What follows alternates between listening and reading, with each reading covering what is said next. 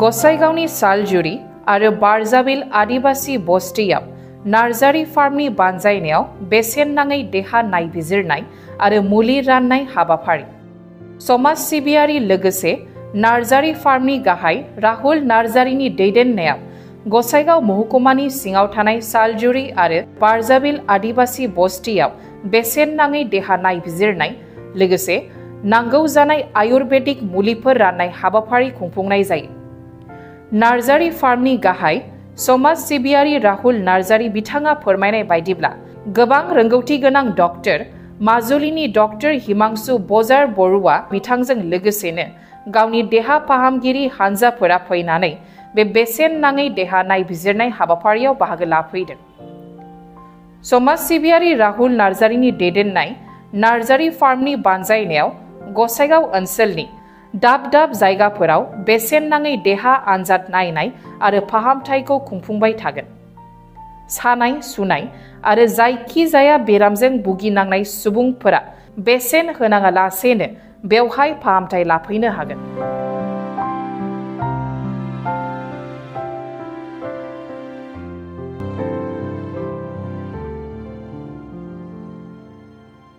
Medical camp खालामबाय थानाय जागासिनो दं। थांनाय समावबो जोङो बहुद जायगायावनो खालामबाय। जोंनि सराइबिल ओनसोल आरो जमदुवार ओनसोलाव बे सिङाव थानाय माने बिथुरुवा ओनसोल जे जायगायाव जोङो डक्टर अजाखौनो मोजाङै मिथिनो मोना, बेफोरबायदि ओनसोलाव जों हाबै हाबै नुनो मोन्दों। माने बहुद जोंनि गेजेराव माखासे खाना फोथायनाय बा गाज्रि मोनसे सन्देह लालायनाय, गावजों गाव मोनसे गाज्रि माने सानलायनाया बारानिफ्राय बारा जागासिनो दङ।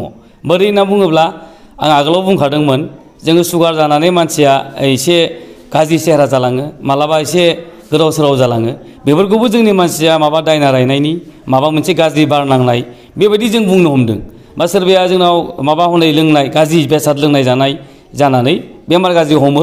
बेफोरखौबो जोंनि मानसिया ट्रिटमेन्ट लायाबालासिनो अजा बेजाजों जोङो दिन थाङो। बेफोरबायदि जिनिसखौ जोङो मारै गारनो हागोन?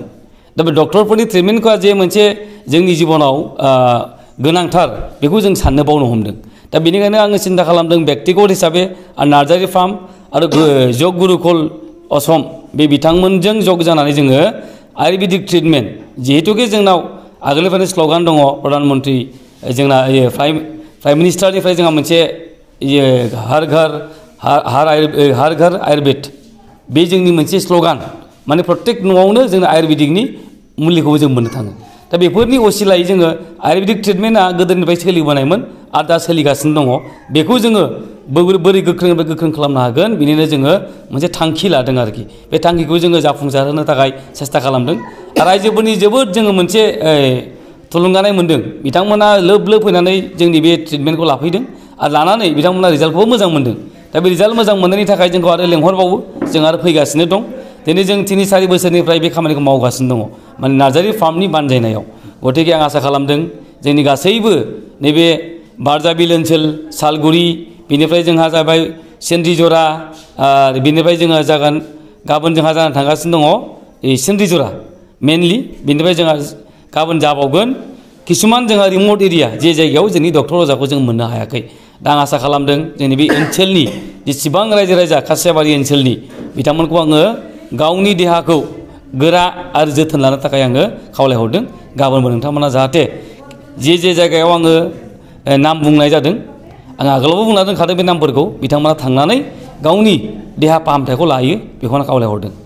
আমি নাৰ্জাৰি ফাৰ্মৰ সৌজন্যত আৰু নাৰ্জাৰি ফাৰ্মৰ লগতে আমাৰ যোগ গুৰুকুল অসমৰ যোনটো টীম আছে, হেল্থ টীম, এই টীমটোৰ দ্বাৰা আমি কোকৰাঝাৰ বিভিন্ন অঞ্চলত আজি যোৱা 3-4 বছৰৰ পৰা আমি কাম কৰি আহিছোঁ। হৰ দিন হৰ ঘৰ আয়ুৰ্বেদ প্ৰধানমন্ত্ৰী ডাঙৰীয়াৰ আৰু নৰেন্দ্ৰ মোদী ডাঙৰীয়াৰ আৰু মুখ্যমন্ত্ৰী ডাঙৰীয়াৰ যি নেতৃত্বত আৰু ৰাহুল নাৰ্জাৰীৰ নেতৃত্বৰ উদ্যোগত আৰু যোগ গুৰুকুল অসমৰ সহযোগত আমি গাঁৱে গাঁৱে কাম কৰি আহিছোঁ। আৰু আজি আমি এই অঞ্চলটোত চোৰাল আমাৰ চালিজুৰি বজাৰত ইয়াতে প্ৰগ্ৰেমটো হৈছে। আৰু নেক্সট আমাৰ আৰু 1 বজাত কাৰ্যক্ৰম আছে, আৰু আকৌ কালি চৰাইবিল আছে, আকৌ চৰাইবিলৰ ভিতৰুৱা অঞ্চলত নাৰ্জাৰি ফাৰ্মে কৰিছে। এনেকুৱাকৈ 4টা অঞ্চলত প্ৰায় 1000 মান ৰোগীক আমি চিকিৎসা সেৱা দি আছোঁ। ৰোগীসকলক আয়ুৰ্বেদিক মেডিচিন দিয়া হৈছে। ইমিউনিটি ছিষ্টেম, যি বডিৰ অসংক্ৰাম্য তন্ত্ৰ, ইমিউনিটি IG, এই অসংক্ৰাম্য তন্ত্ৰটো সুকলমে ৰাখিবৰ কাৰণে আমি ইমিউনিটি কিট দিছোঁ, লগতে ব্লাড টেষ্ট, হিমোগ্লোবিন, চুগাৰ,